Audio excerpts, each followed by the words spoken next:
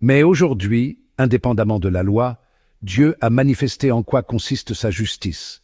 La loi et les prophètes en sont témoins. Et cette justice de Dieu, donnée par la foi en Jésus-Christ, elle est offerte à tous ceux qui croient. En effet, il n'y a pas de différence. Tous les hommes ont péché, ils sont privés de la gloire de Dieu.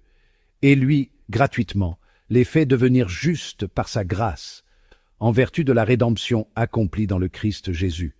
Car le projet de Dieu était que le Christ soit instrument de pardon en son sang par le moyen de la foi.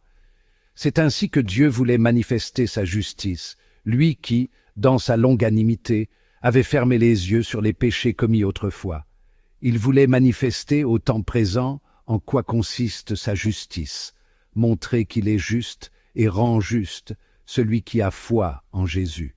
Alors, y a-t-il de quoi s'enorgueillir? Absolument pas. Par quelle loi?